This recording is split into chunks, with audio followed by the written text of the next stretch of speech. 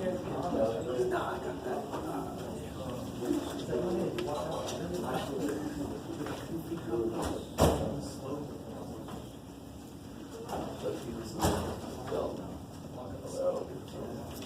Rupert, what's the, remember, how do I write the gradient? What symbol do I use? Upside down. Upside down triangle, like it, so the del F. So sometimes I'll call this grad F, but do realize the operator name is del. Good old del. And that's equal to what for, you know, f of x, y kind of thing. And you know that it can extend that to however many dimensions I want to. We'll mostly see it like this. Let's see, where am I at? Oh, so directional derivative in the direction of some unit vector. What's that going to be? Delta F. Now be careful when you say times, because there's multiple. There's at least three multiplications. There's scalar multiplication, there's dot product, and there's cross product. So times is nowhere near good enough anymore.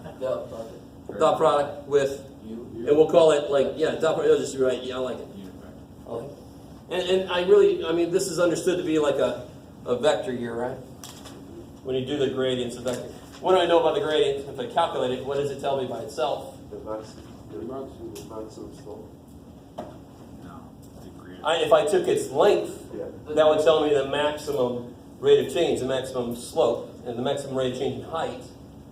But what does the gradient tell me by itself? How fast it changes. Nope. The direction I move in which to make the fastest change in my height. So that's why the output for a gradient is a vector. It's not y, but it is a vector, and we realize it is the direction I move in. So it's what I have to put here. If I put this to be the same as the direction this points in, that's going to be the biggest. We talk about why that is. Because what's dot product have in it? Which trig function does dot product have in it? Cosine. And so the cosine is biggest when it's parallel. So if I move in the same direction as the gradient vector, my output will be the biggest it can be. I like it, maybe. You said the directional is just the direction that the gradient changes the fastest. Is that right?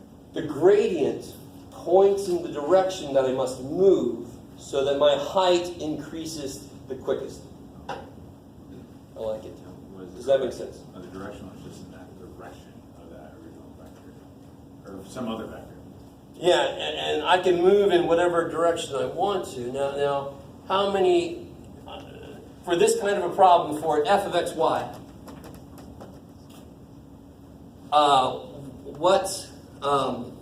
the answer's sitting here in the face. How many dimensions does this have? 2. Because I'm talking about my input plane. So if I said, from this point right here, what direction would I go in so that I would decrease? I would have a decrease in my height. What direction would I go in? Positive x direction. See, now I'm talking about just that axis. But now we're talking about the whole plane. What direction in that plane would I move so that I have the highest increase? If I want the steepest decrease, it would be the exact opposite direction. So I desperately want you guys, I've been trying to say this since the beginning. We're going to talk about moving in a plane, and I can think about looking up. I'm in a tent or something, or whatever shape the surface is. And I move in this plane. I move, and I can look up to see how high it is above my head.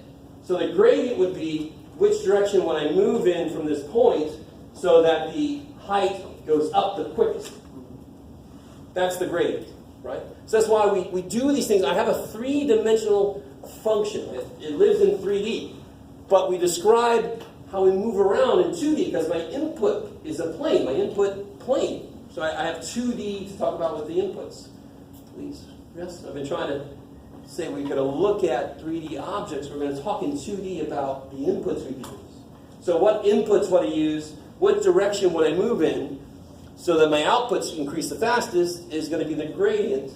And that's going to be a 2D thing because I'm talking about how do I move in the xy plane so that my output will be the increasing the most.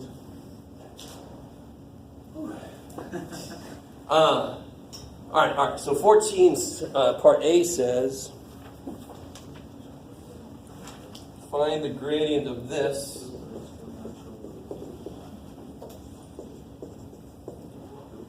I started it off a bit, but really this one is the part that's going to give people trouble. What is the derivative of 2 to the x in general, just for Math 180? Yeah, 2 to the x natural log of 2. So if I do fx, which means y is considered a constant, this will be easy. Yeah.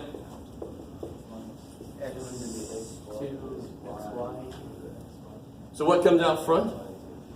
So it's minus 2 to the xy times the derivative of xy. Yeah, ln 2. And what's the derivative of xy? Y. Because y is my constant. Right? So it's like derivative of 5x. It's 5. Derivative of yx is y.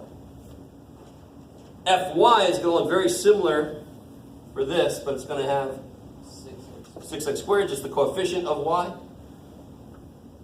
Minus, instead of y, it's going to have x, and everything else is the same. However you want to package that so it looks better. Normally put your natural log stuff at the end so you don't think that any of this is inside the natural log. But even doing that, that looks disgusting. Oh, well, too bad for us. All right, so that's the gradient. Now now I want to find the directional derivative at 3, 2 in the direction of 2, negative 5. Okay, there's a lot of stuff going on there, right? So I'm at the point 3, 2 in my, so there I am, 3, 2, right? So whatever that height is there. And I want to know what's the rate of change in my height if I move in the direction of, you're too far away, 2, negative 5. So if I look in the direction of 2, 2, negative 5. So if I look in that direction, how much will my height change if I go in that direction?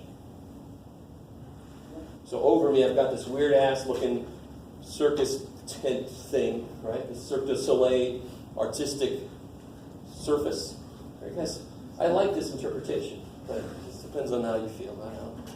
There we are. So I need the gradient at that point dotted with. What's got to be true about this though? Unit vector. Yeah. So let's first do that. It's going to be for both of these problems. The unit vector is going to be the given vector. 2, negative 5. What do I have to do to that? Divided by the length divided by 27. Square root of 27. 29. Cool.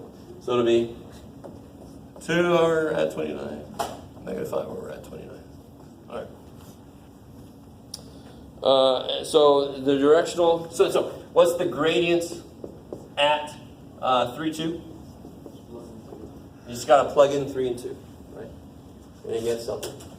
Please understand. I don't know if you've realized this yet, but when in doubt, don't give me decimal answers.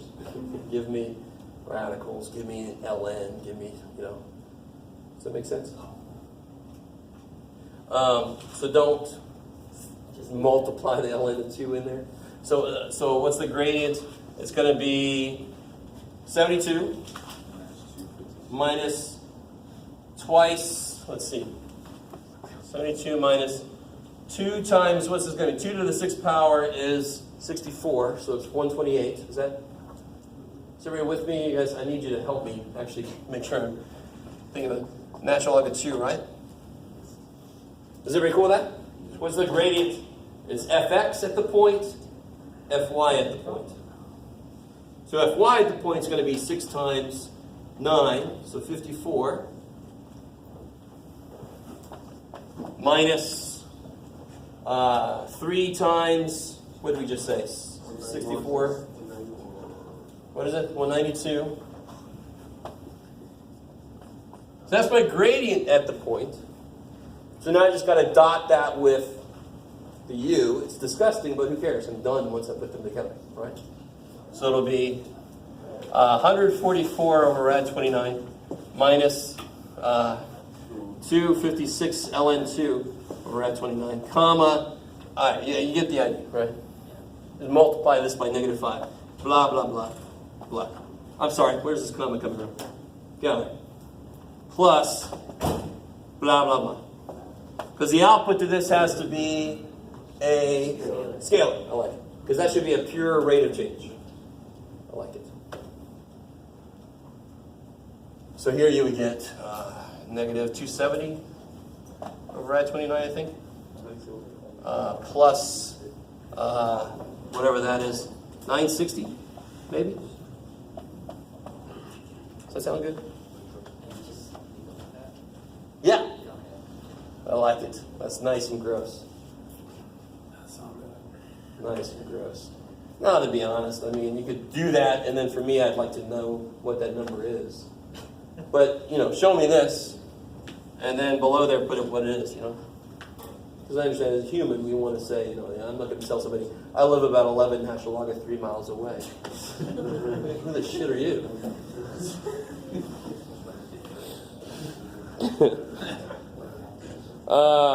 Let me see. Part B works the same way. I mean, the process is exactly the same. I've already got the unit vector that I need, right? So all I got to do is figure out the gradient vector at this point for part B's function. So I figure out what fx is, figure out what fy is, plug the point in, take the dot product. So directional derivatives, please, dear God, let those be really nice. Obviously, the big mistake people make is they forget to make the vector a unit vector. So I could say, there's no problem with me saying in the direction of 2, negative 5. But if I want to use it as purely a direction in a problem, I have to make it a unit vector so the length doesn't screw things up. Does that make sense? Okay, so to describe a direction, I can use whatever vector I want to. To use it as a pure direction, I have to have it be a unit vector.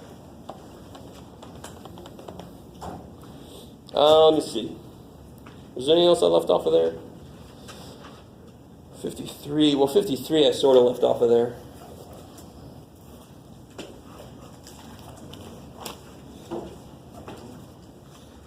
Oh.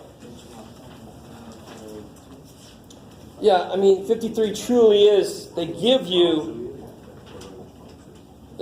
Z, X, and Y, and then they show that this is just plug and chug this stuff. Calculate stuff, throw it in there. Yes? Could you go over 1F? 1F. Yeah. From your answer sheet, it looks like you used the arc length to divide. Like, you integrated that function and you plug that in instead of the absolute value of R. No, the absolute value of R prime is rad 13 over 2 sine 2t, right? The arc length was rad 13 over 4, right? Let's see. Yeah. Is that cool? So t prime of t length is 3 over rad 13. And then r prime of t length is rad 13 over 2 sine 2t. That's why it's still t dependent, right? If I had integrated it, wouldn't still be t dependent. Yeah. I thought that was a square. Oh, yeah, no. I got you. You never know with my writing. Let's see.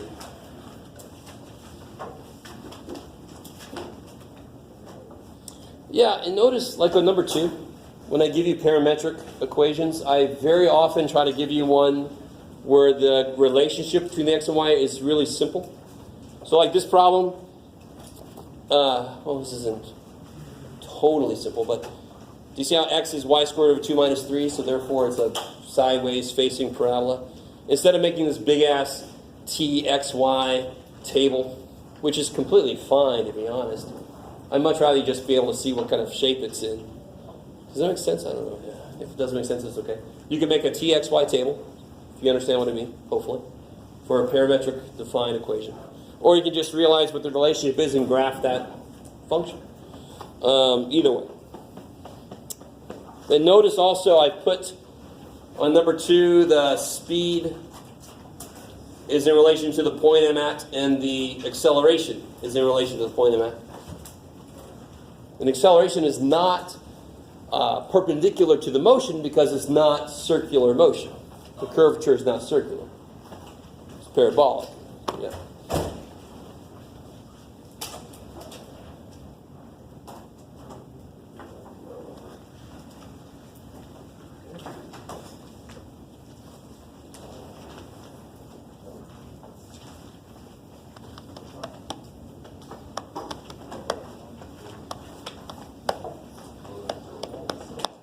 Now, hopefully you guys realize that the actual test will probably be a little bit shorter than this.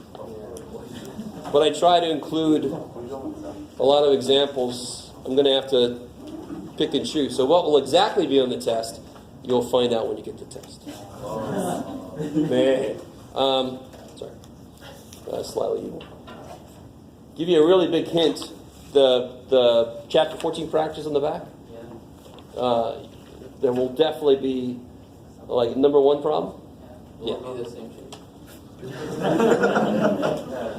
That's something you can bank on, is that it will not be the same shape. But hopefully what we discussed made sense, because you're going to have to interpret some other shape.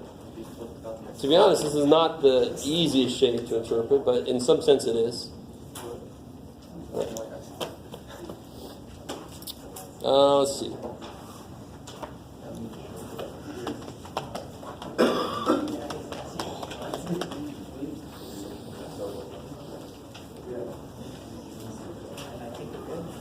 Anything else? So how would you explain that best? Like you said, explain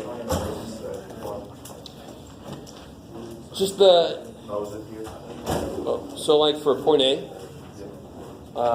do you notice how in the y direction is the easiest to tell? Yeah. Because as I move this way, I'm going down. Yeah. It's going to be negative. But as I move this way, I'm moving away from that level curve I'm on towards a level curve that way. So that's also going to be negative. I like it. And part B would be the exact reverse for x for that, right? Because then I'm moving away from that level curve I'm on towards a level curve that's higher, so it's going to be positive. C is the weird one. But it is, Same direction. yeah, I'm going the same direction as level curve, so then this fx would be 0. If I'm on a level curve, stay on a level curve, my change in height is 0. This is the definition of level curve. It's at a z equals k. It's got a controlled height. So then the derivative has to be 0 along that level curve. Cool. So let's say for A, fx at point A. So the good explanation of that will be if I move to the right, I'm decreasing. If I move to the left. Yeah, my height decreases. My height. I like it. You got to reference Okay. the z values or the height. Okay. That's what you got to reference. The way people explain it, and it just sounds like everything's in the 2D. They're looking at the parabolas and they're saying, no. You got to reference the actual surface, which is a 3D thing. You got to reference the height, or the z values are decreasing or increasing it. Or the height's increasing, decreasing. I like it. Yeah. We can't find answers. I don't know, sorry.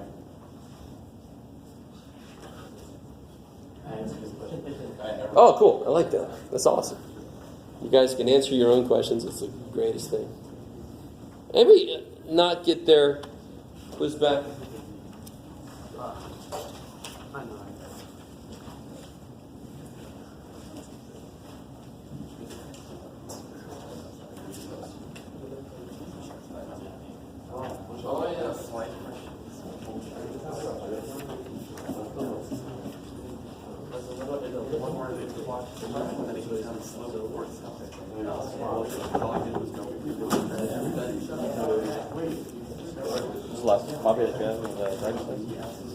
Oh, yeah. Let's see. Oh, here's another one. Sure. Practice test. The other side's practice. That's what someone we did in class the other day. Yeah.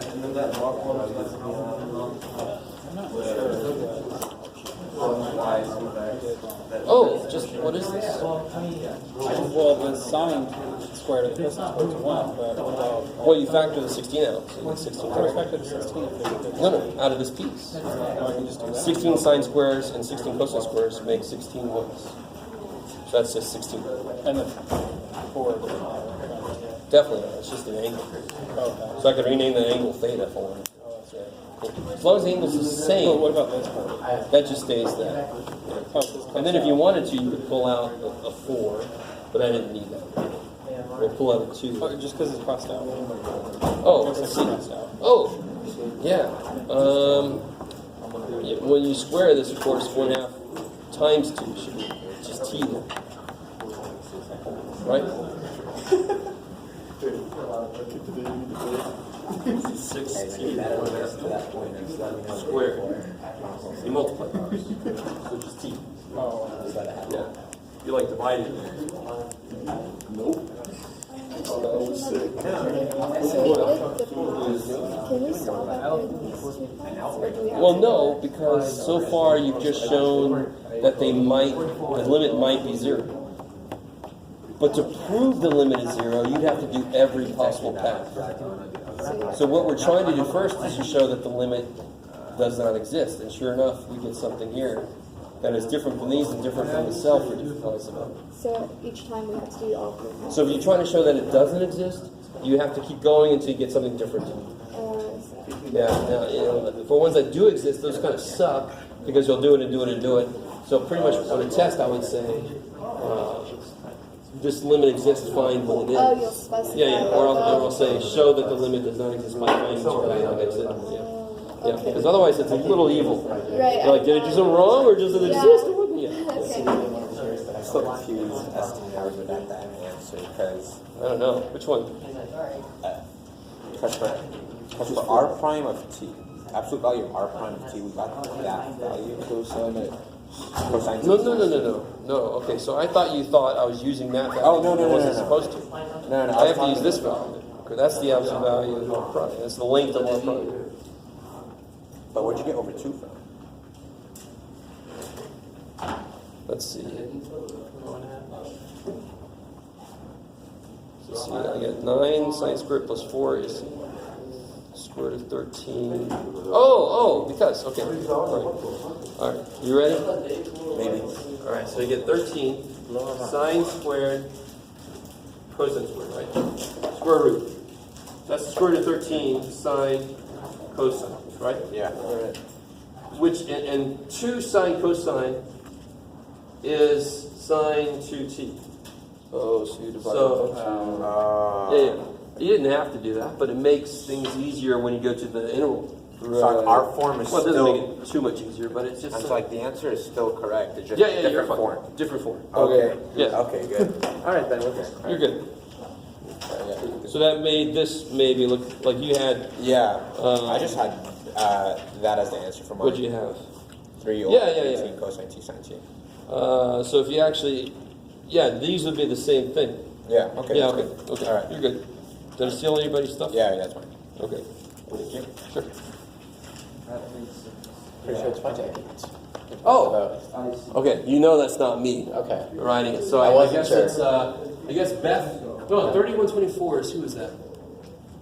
So 3124 is the science building. So whoever teacher that is, it's in their office. Yeah, because I came in here after our class and I was like, it's going already. Great. Yeah, I obviously didn't see it. And the next teacher just took it with them to their office. Yes. Thank you. Sure. I want the BS thing. Oh yeah. Everybody else all right?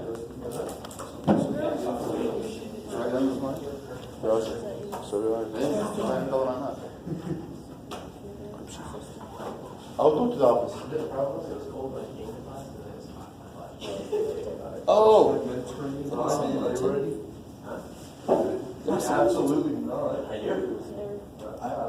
Starting at what number?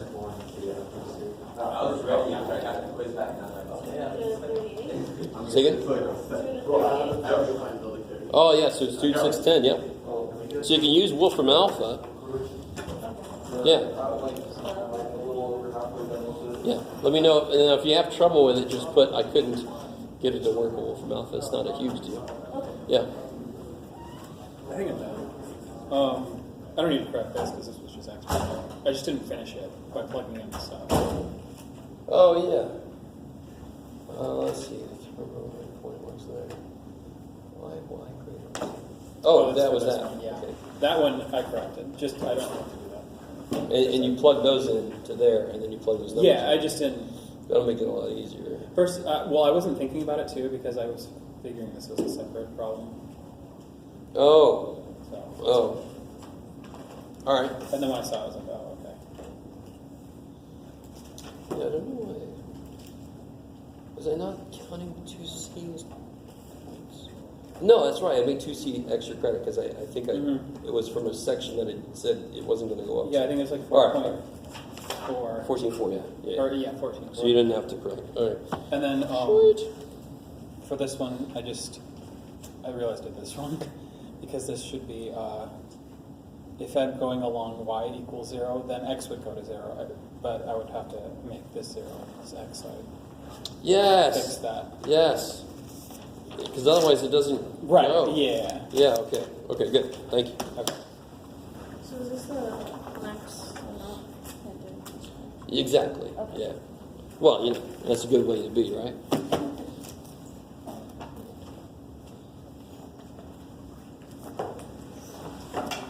If it says finish on my homework, is that like half credit or? Yes. Yeah. It's the same thing as if I say correct. Okay. Yeah. But I mean, normally that's just a couple you left off or something. Yeah. Yeah. A couple. All right.